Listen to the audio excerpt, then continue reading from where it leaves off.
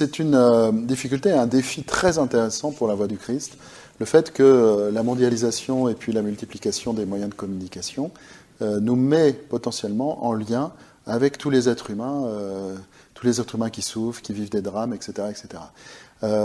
Beaucoup de gens, malheureusement, parce qu'ils ont une sensibilité très forte à ces choses-là, choisissent de se fermer, d'arrêter de regarder, d'arrêter d'écouter.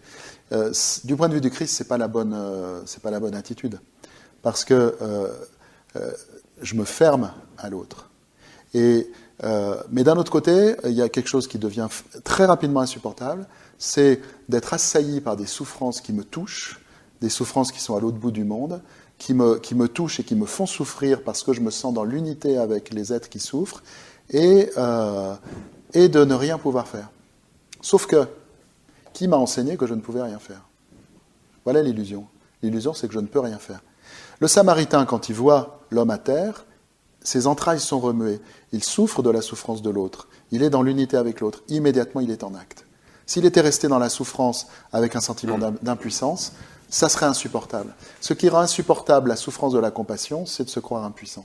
On n'est jamais impuissant. Quand Jésus nous dit « Aimez vos ennemis et priez pour ceux qui vous persécutent », il ne nous dit pas qu'il s'agit d'avoir des pensées positives vis-à-vis de l'autre. Il nous parle d'une pratique, la prière, qui est une pratique de puissance. La seule puissance vient de la source divine. Toute autre puissance est totalement illusoire. À partir de là, prier, c'est simplement une manière parmi d'autres, mais une manière très efficace, de s'ouvrir à la puissance divine pour permettre à la puissance divine de s'exercer dans le monde. En fait, un des arguments classiques de l'athéisme, c'est de dire comment Dieu peut-il accepter toutes ces souffrances, etc. Mais il ne les accepte pas.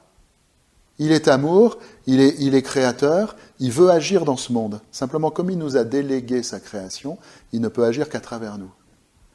Est-ce que c'est de la faute de Dieu s'il trouve trop de portes fermées qui l'empêchent d'agir dans le monde? C'est à nous d'ouvrir la porte. Et chaque fois que nous sommes touchés par des souffrances, nous pouvons décider d'être une porte ouverte à l'action divine dans ce monde. Et à ce moment-là, notre compassion cesse d'être pour nous une souffrance. Parce que le but, c'est pas de souffrir. Accepter d'être sensible à la souffrance de l'autre, c'est nécessaire pour vivre la compassion. Et il y a un moment où nous souffrons de la souffrance de l'autre. Mais immédiatement, comme le bon samaritain, nous devons être en action. Et la prière est une action. Et dès que nous sommes en action, nous sentons que la puissance divine peut s'exercer à travers nous et nous cessons de souffrir. Parce que le but, c'est pas de souffrir. Il ne faut jamais vouloir la souffrance. Il s'agit de l'accepter, mais de ne pas la vouloir. Si je refuse la souffrance, j'accéderai jamais à la compassion.